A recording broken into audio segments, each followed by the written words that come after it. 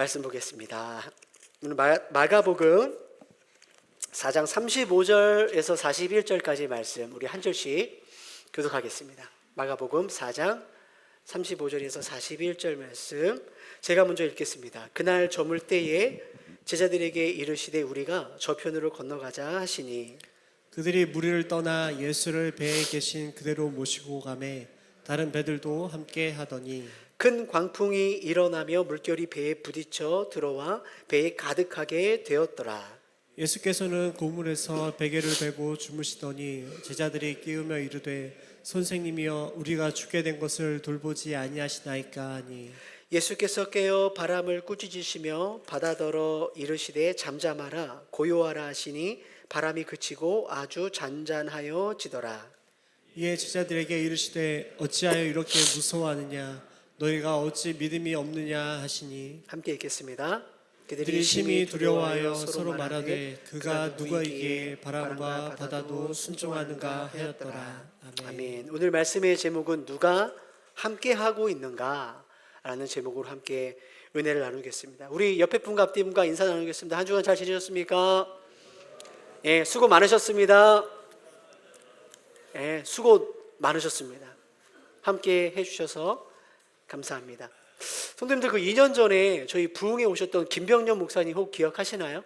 예, 그 목사님이 쓰신 책 중에 난 당신이 좋아라는 책이 있어요. 아마 그때 우리 성도님들 책 많이 사서 읽으신 분들 계실 텐데 이 목사님이 젊었을 때 교회를 개척했죠. 예, 그리고 그 사모님이 셋째 아이를 낳고 나서 그 다음날 그러니까 바로 뇌경색이 오셔서 지금까지 침대에 누워서 지내 계십니다. 그러니까 이 목사님은 이제 막 태어난 갓난아기부터 시작해서 3명의 자녀를 키우면서 교회 개척을 하셨기 때문에 얼마나 그 삶이 힘드셨겠어요. 더 충격적인 건 아마 기억나실 것 같은데 이 사모님 어떻게 좀 고쳐보겠다고 이 목사님이 그 사모님 침대에 누워가지고 교회에 와서 매일같이 철야 기도를 드리는 거예요, 목사님이. 근데 이제 사모님 이제 뇌경색이 있으니까 이제 혈액순환이 잘 안 되고 추우니까 다리에다가 이제 전기담요를 깔아 이렇게 덮어놨죠. 그리고서 이제 목사님 이렇게 철야기도 하다가 잠든 거예요. 근데 자꾸만 타는 냄새가 나서 봤더니 이 전기담요가 합선이 돼서 사모님 그 한쪽 다리를 다 태워가지고 다리를 한쪽을 절단하게 됐어요. 목사님이 성경을 읽다가 이 구절을 읽었다고 합니다. 이사야서 43장 2절 말씀이에요. 내가 물 가운데로 지날 때에 내가 함께 할 것이라. 강을 건널 때에 물이 너를 침몰치 못할 것이며 내가 불 가운데 행할 때에 타지도 아니할 것이요 불꽃이 너를 사르지도 못하리니.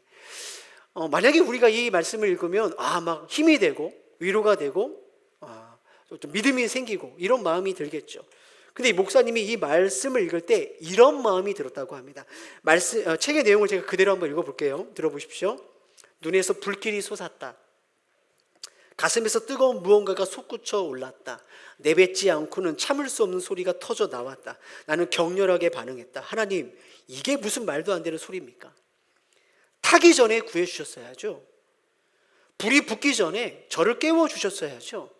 불이 붙기 전에 끄셨어야죠. 아니, 불 속으로 다 지나고 난 뒤에 구해주시면 어떡합니까? 불 가운데 지나는 동안 타지 않게 하신다고요? 다 탔잖아요. 구해주시는 건 좋습니다. 그러나 장애 없는 사람으로 구해주셨어야죠. 온전한 사람으로 구해주셨어야죠. 늘 함께 한다고 말만 하지 마시고 제발 저 좀 그만 좀 때리세요. 제발 저 좀 그만 좀 때리세요. 사랑하는 성도들, 우리는 늘 하나님의 사랑을 듣고 배우고 또 믿는다고 고백도 합니다. 하나님 우리를 사랑하신다. 우리를 인도하신다. 그런데 여러분, 우리의 인생의 고난과 고통의 문제를 우리가 직면하게 되면 사실 우리를 향하는 사랑, 우리와 함께 하신다는 이 말이 정말로 공허하게 느껴질 때가 있어요.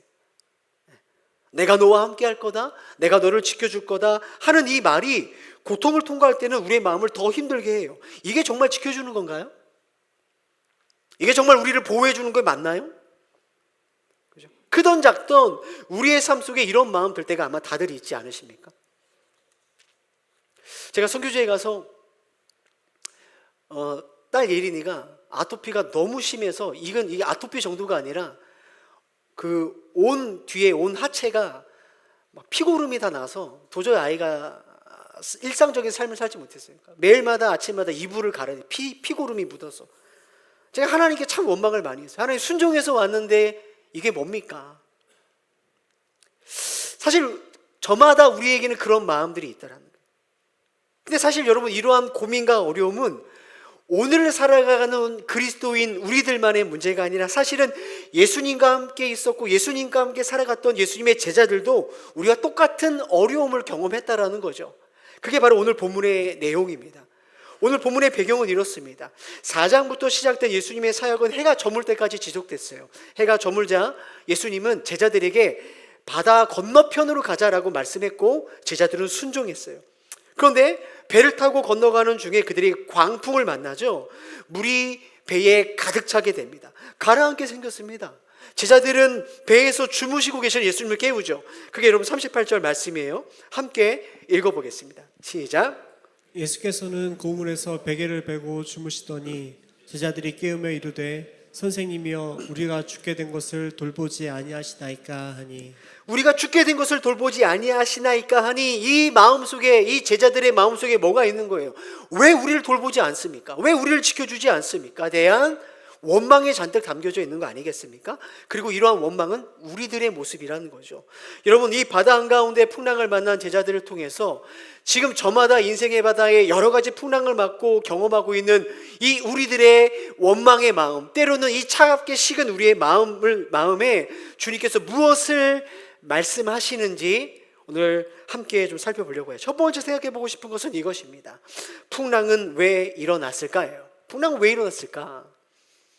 여러분, 왜 제자들은 풍랑이라는 고난과 고통을 지금 경험하고 있을까요? 사실은 여러분, 오늘 우리들의 삶에 일어나는 풍랑의 의미를 우리는 다 이해할 수 없고 해석할 수 없습니다. 그것을 전제로 두고 오늘 말씀을 들어야 돼요. 그럼에도 불구하고 풍랑에는 여러 가지 원인은 있죠. 원인은 있습니다. 우리의 죄와 허물 때문에 오는 풍랑이 있고요, 내가 잘못된 선택을 해서 찾아오는 실패와 어려움의 풍랑이 있어요. 예를 들어서 매일같이 술 먹는 사람이 간암에 걸렸어요. 내 잘못된 선택이죠. 그죠? 내가 내 가정을 잘 돌보지 못해서 가정이 어려워요. 그건 내 잘못된 선택. 그런 풍랑과 어려움이 있다라는 거예요. 그와 함께 마귀가 하나님의 자녀들을 은혜의 자리에서 끌어내리는, 구원의 자리에서 어떻게든 끌어내리려 하는 그런 시험의 풍랑도 있습니다. 그리고 오늘 우리가 좀 눈여겨 살펴볼 이 풍랑, 예수님께서 우리들에게 의도적으로 주시는 풍랑이 있다는 거예요. 성도님들, 오늘 제자들이 풍랑을 만난 이유는 딱 하나입니다. 예수님이 건너편으로 가자, 그 말씀을 듣고 순종했기 때문이죠. 만약에 예수님이 해가 졌으니 오늘 여기서 자고 가자 그랬다면 그 밤에 그 풍랑을 피할 수 있었을 거예요. 자, 그런데 예수님은 제자들에게 저편으로 가자라고 말씀하셨고 제자들은 순종해서 그 풍랑을 만납니다. 따라서 이 풍랑은 우연히 만난 풍랑이 아니라 예수님께서 의도하신 풍랑이라는 것을 우리가 알 수 있죠. 자, 그렇다면 어떤 의도로 풍랑을 주시는 걸까요? 제가 좀 이 말씀을 묵상하면서 풍랑의 이름을 붙여봤어요. 한번 따라해 보겠습니다. 점검과 훈련의 풍랑. 다시 한번요. 점검과 훈련의 풍랑. 사실은 우리가 이게 말씀을 끊어서 설교를 듣기 때문에 조금 인식의 차이가 있는데, 사실 이 4장의 사건은 하루 종일 있었던 사건이에요. 그러니까 4장 하루 종일 있었던 4장에서 예수님께서 뭘 시작했냐면, 우리 지난주에 우리 4가지 땅에 떨어진 그 비유에 대해서 들었죠. 그리고 나서 우리가 다 살펴보지 않았지만 등불의 비유, 스스로 자라나는 씨의 비유, 겨자씨의 비유, 많은 하나님의 말씀을 듣고 배웠어요. 특별히 제자들은 하나님의 말씀이 떨어졌을 때 30배, 60배, 100배, 옥토의 밭이 있다라는 얘기를 들었을 때 여러분, 제자들은 어떤 생각을 했을까? 대부분의 제자들은 자기를 어떤 밭이라고 생각했을까요? 옥토라고 생각했죠. 왜냐하면 다 버리고 쫓아갔잖아요. 배도 버리고 아버지도 버리고 세리라는 좋은 직업도 버리고 예수님 따라가고 쫓아갔으니까 그들은 다른 사람은 몰라도 최소한 자기들이 옥토라고 생각했고 옥토일 것을 기대했겠죠. 그죠? 하물며 그들이 나는 돌밭이다, 나는 가시덤불이다 이렇게 생각을 하지 않았을 거라는 거예요. 그런데 지금 이 풍랑 앞에서 제자들의 모습을 한번 보십시오. 그들은 풍랑이라는 고난 앞에 지금 두려워합니다. 자신들과 함께하는 예수님을 전혀 보지 못하고 우리가 죽게 된 것을 돌보지 않았냐고 원망까지 합니다. 여러분, 아까 낮에 제자들이 들었던 그 돌밭에 대한 비유를 한번 보시죠. 마가복음 4장 16절 17절 말씀을 들었을 때 돌밭은 즉시 기뻐합니다. 그런데 환난이나 박해가 일어날 때 곧 넘어지는 자요. 제자들은 아까 낮에만 해도 주님의 말씀을 기쁨으로 받았어요. 나는 옥토구나, 열매를 맺겠구나. 그런데 지금 뭐예요? 풍랑이라는 환난과 박해가 일어나자 내가 전혀 믿음의 열매를 맺지 못하고 곧 넘어지는 자라는 것을 그들이 지금 깨닫게 되는 거예요. 옥토인 줄 알았는데 내가 뭐예요? 돌밭인 것을 깨닫게 되는 거죠. 가시밭에 대한 말씀 보여주세요. 4장 19절 세상의 염려와 여러 가지 것들이 말씀을 막아 결실하지 못하는 자요. 자, 풍랑이라는 세상의 염려를 지금 제자들이 만난 거 아니에요? 그러니까 뭡니까? 전혀 결실하지 못하는 자기 자신들을 보죠. 내가 가시덤불이 많은 밭이구나를 깨닫게 되는 거예요. 뭘 말합니까? 제자들은 풍랑을 통과하면서 자신들의 믿음의 모습을 보고 그들의 믿음을 지금 점검받고 있다는 거예요. 내 믿음이 이거구나, 내 실상이 이거구나를 풍랑을 통과하면서 보는 거죠. 또한 여러분, 제자들이 낮에 말씀을 통해서 믿음과 신앙에 대한 이론을 배웠다면, 그죠? 말씀을 통해서 이론을 배웠다면 지금 이 밤에 풍랑을 통과하면서 그들은 뭘 하고 있는 거예요? 배운 그 이론을 실습하는 거예요. 낮에 배운 하나님의 말씀을 지금 이 풍랑 속에서 훈련하는 거예요. 한번 해보는 거예요. 믿음으로 살기로 훈련해 보는 거죠. 성도님도 우리의 신앙생활이 딱 이와 같습니다. 우리가 말씀을 듣고 배우잖아요. 그러면 반드시 실습하고 훈련해야 되는 그 삶의 자리가 우리에게 절대적으로 필요합니다. 그게 없으면 우리의 신앙은 뭘로 끝날까요? 이론이 이론, 철학이에요. 종교로 끝나버린단 말이에요. 우리의 믿음은 말이 전부가 됩니다. 고린도전서 4장 20절 말씀 함께 읽어보겠습니다. 시작. 세상의 염려와 재물의 유혹과 기타 욕심이 들어와. 다시요. 고린도전서 4장 20절 말씀 시작. 하나님의 나라는 말에 있지 아니하고 오직 능력에 있음이라. 자, 성도님들, 그래서 신약 성경 우리 지금 3독째 읽고 있잖아요. 좋은 것 같아요. 한 번 읽을 때, 두 번 읽을 때, 세 번 읽을 때마다 자꾸만 새롭게 느껴지는 것 같아요. 신약 성경의 그 바울 서신서나 사도들이 쓴 편지를 보면 성도님들 아마 눈치채신 분들이 있으실 거예요. 일정한 구조와 패턴이 있어요. 앞부분을 하나같이 복음이 무엇인지를 설명해요. 즉 이론을 이야기해요. 복음. 그런데 반드시 그 뒷부분에 뭐가 나오냐면 복음을 믿는 우리들이 그럼 어떻게 세상에 살아갈 거냐, 어떻게 죄에 대해서 싸울 거냐, 어떻게 거룩하게 살 거냐, 어떻게 사람을 섬기고 살아갈 것인가에 대한 실전에 관한 이야기가 반드시 나옵니다. 왜 그럴까요? 우리가 믿는 복음은 이론이 아니라는 거예요. 이론으로 끝나지 않는다. 어떤 사상이 아니다. 우리의 말로 끝나는 것이 아니라 우리가 살아가는 그 삶의 현장에 반드시 능력의 열매를 맺는다기 때문에 그렇습니다. 그렇게 본다면 오늘 예수님께서 저와 성도님들을 그렇게 동일하게 다루시는 거예요. 주님은 우리를 은혜와 평강으로 인도하십니다. 여러분 믿으십니까? 네, 믿으시죠? 네, 하나님 우리에게 은혜와 평강으로 우리를 인도하십니다. 그러나 반드시 기억하셔야 돼요. 그것과 함께 주님 반드시 우리를 풍랑으로 인도해 가세요. 이거 피해갈 수 없어요. 왜 그럴까요? 앞서 말씀드린 것처럼 우리의 믿음을 점검하고 훈련시키기 위해서 그래요. 여러분, 우리가 옥토와 같은 밭이 되고 열매를 맺으려면 가장 먼저 기경해야죠. 우리 안에 있는 돌들을 끄집어내고 우리 안에 가시덤불을 끊어내는 수많은 것들을 우리가 바라보고 기경해야 되는데 이것은 그냥 발견되지 않습니다. 어디서 발견되느냐? 인생의 풍랑을 통과해야 발견할 수 있는 거예요. 여러분, 재정결핍의 풍랑을 만나봐야 내가 지금까지 하나님 믿고 산 게 아니라 결국엔 내가 돈을 믿고 섬겼구나. 그 내 안에 가시덤불을 발견하게 되는 거죠. 그 풍랑 속에서 정말 이 돈이라는 게 내 인생을 책임지는 게 아니라 하나님이 내 인생을 책임지시구나를 그 풍랑에서 배우게 되는 것입니다. 평온한 재정의 바다에서는 이거 배우기 힘들어요. 그래서 주님은 우리들에게 때로는 인생의 결핍의 풍랑을 만나게 하시죠. 나랑 생각이 맞고 꿍짝이 잘 맞고 성격이 만나서 만날 때마다 늘 하하호호하는 그 아무런 문제 없는 그 갈등 없는 관계의 바다에서는 여러분 우리가 누군가를 섬기고 인내하고 사랑하기 위해서 나 자신을 부인하는 이 열매는 죽었다 깨어나도 맺을 수 없어요. 이 열매는 언제 맺힐까요? 같이 있기 힘든 사람과 함께 있을 때 그 관계의 광풍을 만나봐야 아, 내가 정말로 사랑이 없는 자구나. 일도 없구나.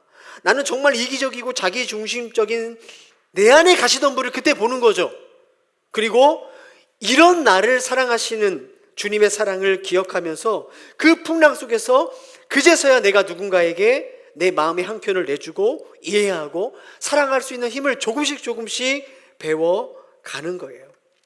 사람들에게 오해와 비난과 더러는 배신의 풍랑 참 고통스럽죠. 근데 이걸 통과해 봐야 우리들이 뭘 알 수 있는지 아십니까? 내가 그동안 사람들의 인정과 칭찬의 우상에 붙들려 살았던 내 자신을 그때서야 발견하게 되는 거예요. 그 인간의 배신 앞에서 변함없이 내가 주님을 배신하지만 변함없이 우리를 배신하지 않고 끝까지 사랑하시는 주님의 사랑을 그때 보고 우리가 배우게 되는 거죠. 참 풍랑이라는 게 그런 겁니다. 따라서 주님께서 우리에게 이런 풍랑을 우리에게 허락하지 않으면 우리는요, 나는 정말 괜찮은 목사야 라고, 난 그래도 괜찮은 성도야 라고, 믿음이 괜찮은 사람이라고 우리는 평생 착각하며 살아간다는 거예요. 나는 옥토구나. 그죠? 평생을 돌밭으로 살아가면서도, 평생을 가시덤불밭처럼 살아가면서도 열매 맺지 못하면서도 우리는 이 풍랑을 안 만나면 꽤 괜찮은 사람처럼 착각하며 살아가는 이 불행을 우리가 만날 수 있는 거예요. 그래서 우리 예수님은 자녀들 우리 그 믿음이 이론이 아니라 진짜 믿음 되게 하기 위해서, 그 믿음이 진짜 능력 되게 하기 위해서, 그 믿음이 자라고 성숙한 그리스도의 열매를 맺게 하기 위해서 부지런히 저와 여러분의 삶에 풍랑을 보내주시는 거죠. 혹시 이 자리에 재정의 풍랑, 건강의 풍랑, 직장과 사업의 풍랑, 자녀와 수많은 관계의 깨어짐의 풍랑을 맞닥뜨린 분들이 아마 있으실 겁니다. 사랑하는 성도들, 그 시간들을 통해 뭘 해야 됩니까? 우리 안에 깊이 박혀있는 수많은 돌들과 가시덤불을 발견하고 제거하는 시간으로 그 시간을 사용하셔야 된다는 거예요. 내가 듣고 배운 이 말씀이 진짜 믿음되고 참 능력되는 그 일을 위해서 내가 이 풍랑 가운데서 그 주의 말씀을 붙들고 순종하고 훈련하고 자라는 일에 이 풍랑을 사용하셔야 되는 거예요. 여러분 기억하셔야 됩니다.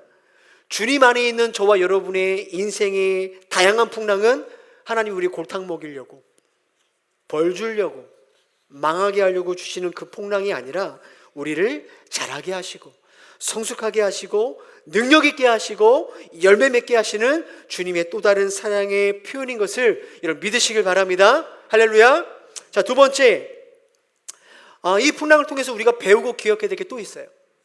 풍랑은 내 방식으로 이길 수 없다는 것을 배워가는 시간입니다. 풍랑은 내 힘으로 이길 수 없다를 배워가는 시간. 자, 마가복음 4장 37절 함께 읽어볼까요? 시작. 큰 광풍이 일어나며 물결이 배에 부딪혀 들어와 배에 가득하게 되었더라. 자, 물결이 배에 부딪혀 들어와, 이 부딪혀 들어와라는 이 동사의 형태가 미완료 계속적인 용법. 쉽게 말하면 이거는 배에 물이 한꺼번에 확 들어와서 확 가라앉게 생긴 게 아니라 조금씩 들어왔다라는 거죠. 조금씩 시간이 지나면서 물이 가득 차게 된 거예요. 그러니까는 배가 지금 물이 가득 차서 가라앉기 전까지 제자들에게는 상당한 시간이 있었다라는 거죠. 그렇다면 보세요. 광풍이 불고 물이 배에 차 가라앉기 전까지 도대체 제자들은 어떤 생각으로 무엇을 하고 있었을까요? 그 시간 동안 우리가 잘 아는 것처럼 지금 배에 타고 있는 제자들 중 많은 사람들이 직업이 뭐였죠? 어부입니다. 그들의 주 무대는 어디입니까? 지금 바로 이 갈릴리 바다예요. 매일같이 고기를 잡던 제자들이 이 풍랑, 이런 풍랑 경험해 봤을까요? 경험해 보지 못했을까요? 경험해 봤죠. 많이 경험해 봤겠죠. 그들은 그 바람이 불고 그 물이 들어닥칠 때 바다에 대한 자신들의 여태까지 쌓아왔던 지식, 경험을 의지해서 이 어려움을 헤쳐나가려고 했을 거라는 거죠. 그 배에 예수님 타고 계신 거 그들이 알고 있었어요. 그런데 그들 생각해 보세요. 30년간 나무 깎은 목수 예수님보다는 30년 동안 바다에서 살았던 내가 훨씬 더 이 바다만큼은 더 전문가 아니겠어요? 그죠? 동의하십니까? 그들의 생각이 그랬다라는 거예요. 지금 뭘 이야기하는지 아십니까? 제자들은 예수님을 어떤 하나님을 믿었냐면 내 삶의 어떤 한 부분의 하나님으로 믿은 거예요. 예를 들어 이런 거죠. 예수님 하나님 말씀 잘 가르쳐 주시네. 그러나 바다에 관해서는 내가 훨씬 더 많이 알지. 병을 고쳐주시네. 귀신을 내쫓아 주시네. 그러나 바람과 풍랑의 문제는 예수님이 아니라 내가 해결해야지. 배에 물이 들이찰 때는 그때는 이렇게 해결해 가야지. 지금 제자들은 바다를 창조하시고 풍랑의 주인이신 예수님 앞에서 이 바다와 풍랑은 내가 더 전문가야 라고 생각하고 있었다는 거죠. 그죠? 저기서는 예수님이 왕이지만 여기서는 내가 왕이지. 이게 바로 우리들의 모습이라는 거예요. 우리들의 모습. 우리는 너무나 자주, 너무나 지독하게, 너무나 끈질기게 지속적으로 예수님을 이렇게 믿고 예수님을 이렇게 대합니다. 신앙의 문제, 믿음의 문제는 그치, 그건 뭐 주님이 맞지. 그러나 먹고 사는 문제는요, 아이들 키우고 가르치는 문제는요, 가정의 문제, 사업과 직장의 문제, 관계의 문제는 이거는 또 이것대로 풀어가야 될 나의 방법이 따로 있다고 우리는 그렇게 믿고 살아갑니다. 내 자녀의 문제는 예수님이 전문가가 아니에요. 내가 전문가예요. 5년 박사님이 전문가죠. 그죠? 내 직장과 사업의 문제는 예수님은 모르죠. 내가 더 잘 알죠. 그 사장님이 더 잘 아는 거 아닙니까? 건강의 문제는요, 노후의 문제는요, 결혼과 취직의 문제는요, 이건 예수님보다 우리가 더 잘 안다라고 생각하며 살아갑니다. 우리는 저마다 다양하고 익숙한 나만의 갈릴리 바다에서 일어나는 수많은 풍랑 앞에 이건 예수님이 아니라 내가 더 잘 안다라고 우리는 그렇게 절대적으로 믿고 살아가고 있어요. 그래서 내 방법과 경험으로 이 풍랑을 어떻게든 헤쳐나가려고 하죠. 배에 들어온 물을 퍼나르고 노를 저어가며 이 풍랑을 내 힘으로 이겨내려고 해요. 성도님들, 오늘 예배 시작하면서 사도신경 어떻게 믿음으로 고백하셨습니까? 처음에 전능하사 천지를 만드신 하나님 아버지를 내가 믿사오며. 정말 하나님이 전능하사 천지를 만드신 하나님 맞나요? 아니요. 전능하사 천지를 만드신 하나님은 교회 안에서만 통하는 거예요. 그죠? 신앙의 영역에서만 하나님의 능력을 발휘하는 거지, 내가 살아가는 갈릴리에서 내 방법이 있는 거 아닙니까? 세상의 방법이 훨씬 더 능력 있어 보이지 않습니까? 세상의 힘이 이 풍랑을 이기는데 훨씬 더 도움이 된다라고 우리는 사실은 정말 그렇게 믿고 살아가죠. 내 인생의 갈릴리, 그 풍랑 앞에서는 솔직히 우리는 하나님을 전능하신 하나님이라고 믿지 않아요. 네.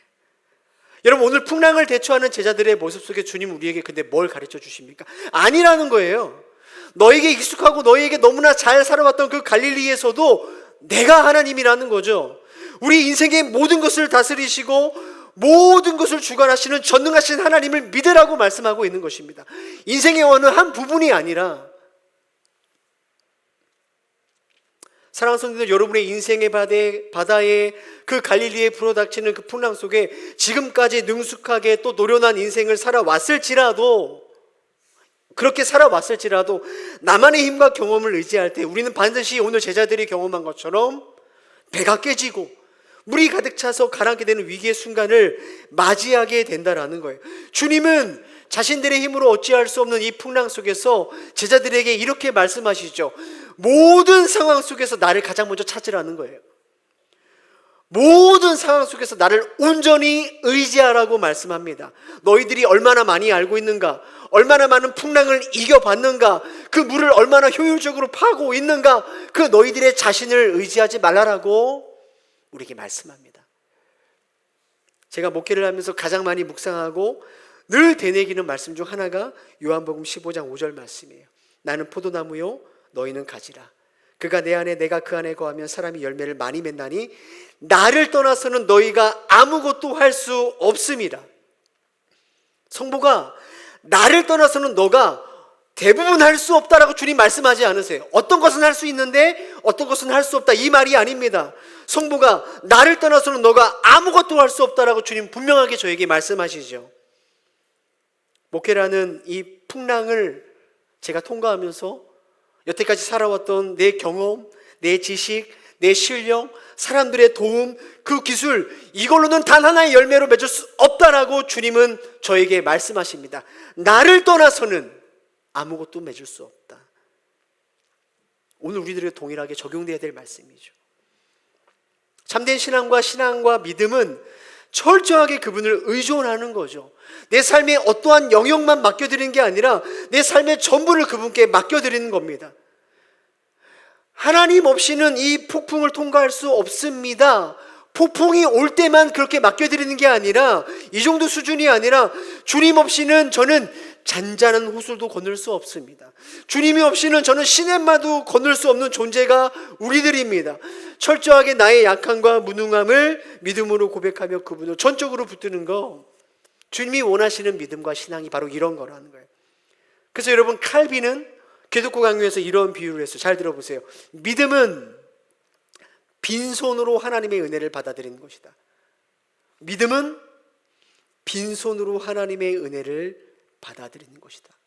다르게 설명하면 내가 내 손에 내 경험과 힘과 지식을 붙들고 있으면 하나님의 은혜를 경험할 수 없다라는 거죠. 제자들 손에는 지금 뭐가 들려 있습니까? 내가 이 바다를 안다라는 거죠. 내가 이 풍랑 이겨봤다라는 거죠. 내가 이러한 위기를 예전에도 경험해봤고 잘 이겨봤다라는 그 자신의 어떠함들이 그 손 안에 간뜩 쥐어지고 있는 거예요. 그런데 그때 풍랑은 더 악화되는 거 아닙니까? 물은 계속 더 차오르는 거죠. 여러분, 언제 이 풍랑이 잠잠해지죠? 내 힘으로 안 되는구나를 그들이 깨달았을 때, 내가 할 수 없는구나라고 그들이 깨닫고 예수님을 부를 때 이 풍랑이 잠잠게 되는 은혜를 경험하게 되더라는 거예요.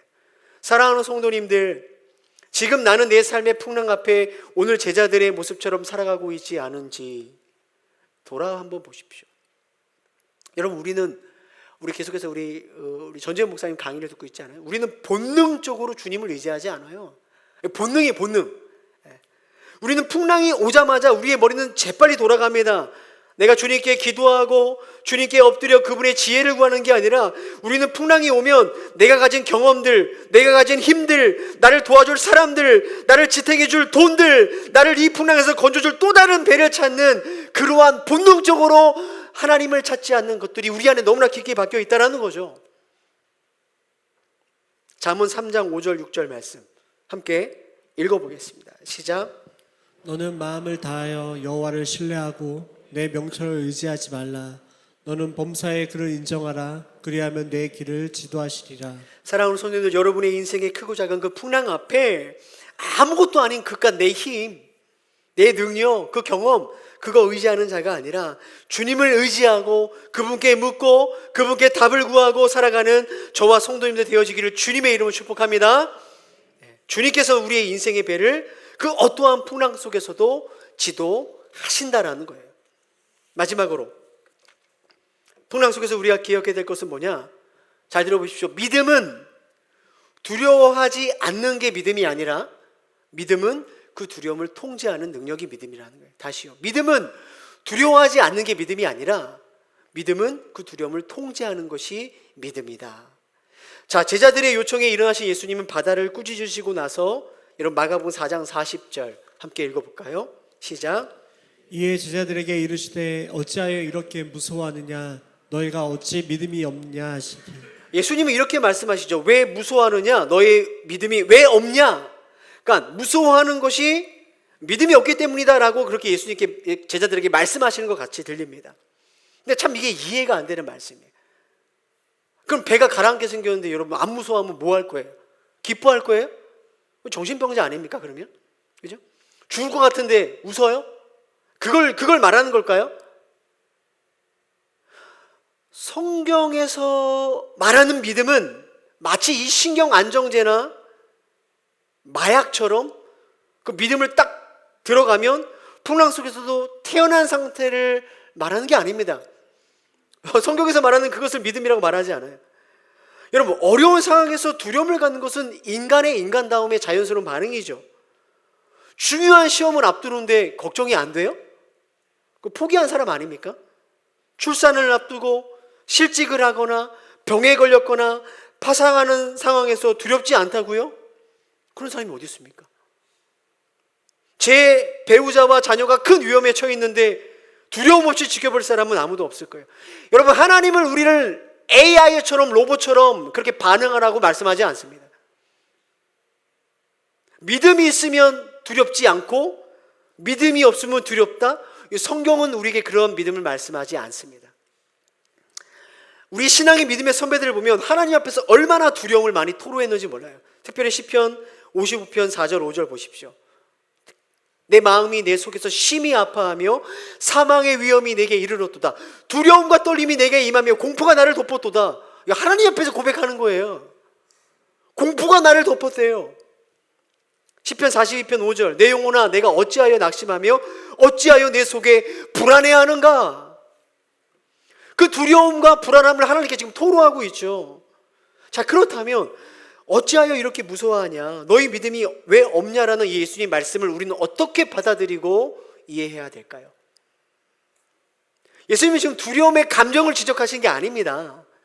두려움을 대하는 그들의 태도를 말씀하시는 거죠. 38절 말씀 함께 읽어보겠습니다. 시작. 제자들이 깨우며 이르되 선생님이여 우리가 죽게 된 것을 돌보지 아니하시나이까 하니. 제자들은 이 풍랑을 두려워해서 어떻게 반응하냐면 우리가 죽게 될 거라고 그들은 믿고 있었죠. 우리가 탄 배가 가라앉게 될 거라고 그들은 믿고 있습니다. 이 배에 예수님이 함께 타고 계신 것을 알면서도 그들은 예수님이 아니라 두려움에 사로잡혀 있는 거죠. 예수를 믿는 게 아니라 두려움을 믿고 있는 것입니다. 앞서서 말씀드렸지만 두려움을 느낄 수 있습니다. 그러나 두려움에 사로잡히는 것은 다른 문제라는 것입니다. 우리가 두려움을 느낄 수 있지만 두려움에 사로잡히지 말아야 될 이유가 있죠. 우리에게는 뭐죠?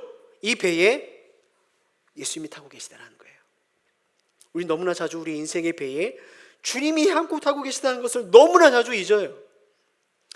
주님이 내 삶에 일어나는 광풍을 모른다고 생각합니다. 제자들처럼 주님이 손 놓고 있다라고 생각하죠. 관심이 없다라고 생각하죠. 사랑하는 성도님들, 그분이 함께 탄 내 인생의 배에 광풍이 분다면, 풍랑이 분다면 그건 이유가 있을 거예요. 앞서 말한 것처럼 그게 훈련이든 내 인생의 돌과 가시덤불을 발견하는 일이든 아니면 하나님께서 죄로부터 우리를 돌이키기 위한 하나님의 사랑의 징계든 우리 그 이유를 정확히 몰라도 상관없어요. 그건 모를 수 있습니다. 우리는 인생의 풍랑 이유를 다 알지 못하기 때문에 그렇죠. 다른 건 몰라도 상관없는데 그건 기억하셔야 되죠. 내 배에 누가 타고 계세요? 주님이 타고 계시다라는 거예요. 주님이 내 배에 타고 있으면 그 풍랑의 성격이 뭐든 얼마나 지속되든 얼마나 강한지 상관없이 우리는 안심할 수 있다는 거죠. 주님이 함께 타고 계시는 내 배는 가라앉지 않기 때문에 그렇습니다. 주님이 함께 하시는 가정 가라앉지 않습니다. 주님이 함께 계시는 우리 자녀의 인생 절대로 난파당하지 않습니다. 주님이 함께 계시는 교회는 풍랑을 뚫고 나갈 수 있음을 여러분 믿으시길 바랍니다. 이 믿음을 우리가 갖고 있어야 된다는 거예요. 왜 두려워하냐, 믿음이 없냐라는 그 주님의 말씀은 주님이 함께 있는데 죽게 되었다고 말하는 그들의 태도 때문인 거예요. 두려울 수는 있어요. 그러나 죽지 않습니다. 풍랑 때문에 배가 흔들리고 불편하고 멀미가 날 수 있지만 그러나 저와 성도님의 인생의 배는 파산하지 않습니다. 들이치는 물 때문에 옷이 젖을 수 있죠. 항해가 고될 수 있습니다. 그러나 기억하십시오. 풍랑은 반드시 멈춥니다. 그리고 우리의 배는 건너편으로 가자라고 말씀하시는 주님의 말씀에 따라 반드시 그 목적지에 도착한다라는 거예요. 여러분, 앞서 하나님 앞에서 두려움과 염려를 토로했던 이 믿음의 선배들을 보십시오. 그들은 두려움의 감정 때문에 휩쓸리지 않았습니다. 그 두려움을 어떻게 다루었는지 그 뒤에 나와요. 아까 읽었던 시편 55편 4절 5절 두려움과 떨림이 내게 임하며 공포가 나를 덮었도다. 이게 두려운 감정이죠. 근데 거기서 끝나지 않고 그들은 두려움을 이렇게 다룹니다. 55편 16절 나는 하나님께 부르짖으리니 여호와께서 나를 구원하시리로다. 시편 기자는 자신의 인생의 풍랑에 두려움을 느꼈지만 눈을 들어 그의 인생의 배에 함께 타고 계시는 하나님을 바라보는 거죠. 두려움을 다루는 거예요. 시편 42편 5절 아까 고백했던 거예요. 내 영혼아 내가 어찌하여 낙심하며 어찌하여 내 속에 불안해하는가. 불안해하는 감정이 있습니다. 그러나 거기서 끝나지 않고 하나님께 소망을 두라. 그죠? 풍랑 속에서 두려움이 아니라 그의 시선을 하나님께 향하고 있는 거예요. 사랑하는 성도들, 저는 오늘 말씀을 통해 여러 가지 지금 이 풍랑 가운데 있는 우리 성도들의 삶을 도전하고 격려하고 싶어요. 여러분 인생의 배가 막 흔들리고 계십니까? 주님이 말하는 거예요. 나를 보라고. 여러분의 인생의 배에 막 바람이 치고 물이 막 들이닥치고 가라앉게 생겼습니까? 내가 그 배에 타고 있다라고 주님 우리에게 말씀하시는 거예요. 내가 그 배에 타고 있다. 두려움에 사로잡히는 게 아니라 여러분의 인생의 배에 함께 타고 계시는 예수님께 여러분이 사로잡히기를 주님이 말씀하고 계시는 중입니다. 여러분 말씀을 맺도록 하겠습니다. 오늘 우리가 그 어떠한 풍랑을 맞이하더라도 여러분 주님이 이 풍랑 속에서 우리를 버리지 않으시죠. 우리를 끝까지 구원하십니다. 우리를 안전한 목적지로 인도해 가십니다. 어떻게 그것을 우리가 믿고 신뢰할 수 있을까요? 어떻게 그것을 믿을 수 있냐고요? 여러분 주님께서 저와 여러분의 죄와 사망의 풍랑에서 우리를 구원하기 위해 예수님은 하나님의 진노와 형벌의 풍랑 그 십자가를 향해 우리를 대신해서 몸을 던지셨습니다. 주님은 주무시지 않고 우리를 구원하시기 위해서 그 풍랑 속에 몸을 던져 우리를 안전한 하나님의 나라까지로 인도하시죠. 그 풍랑 속에 우리를 버리지 않으시는 주님께서 오늘 이 현재 우리의 풍랑에서 우리를 버리실까요? 그 잠깐의 풍랑 속에서 우리를 모른 채 하시겠습니까? 이 십자가 복음이 두려움 가운데서도 다시 한번 소망과 힘을 얻게 되는 우리의 능력이 되는 것입니다. 그때 인생의 그 어떠한 풍랑 속에서도 이 위기를 다룰 수 있는 능력을 얻게 되는 거죠. 사랑하는 성도님들, 여러분의 인생의 배에 그 풍랑의 배에 누가 타고 계십니까? 주님이 함께하고 계십니다. 우리 함께 말씀 생각하며 찬양하고 기도했으면 좋겠습니다.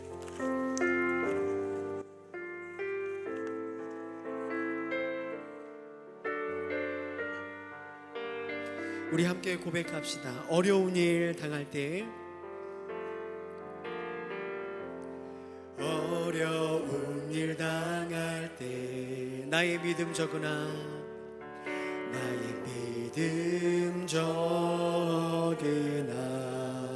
의지하는 내 주를 의지하는 내 주를 더욱 의지합니다. 성령께서 내 마음 밝히 비춰주시니 인도하심 따라서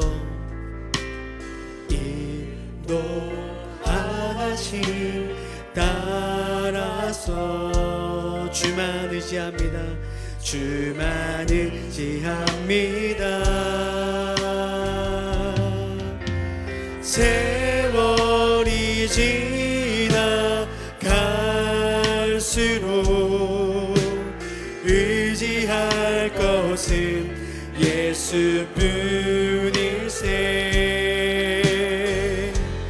무슨 일을 만나도 예수 의지합니다. 밝을 때의 노래와 어두울 때의 기도로 위대할 때 도움을 주께 간구합니다.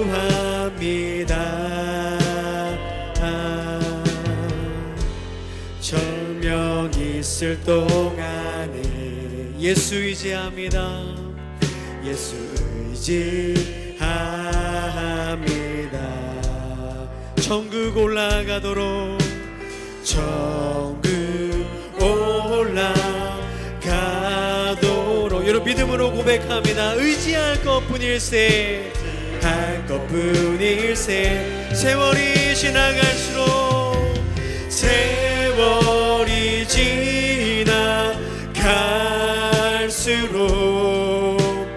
의지할 것은 예수뿐일세. 무슨 일을 만나도 무슨 일을 만나도 예수 의지함이 의심과 어둠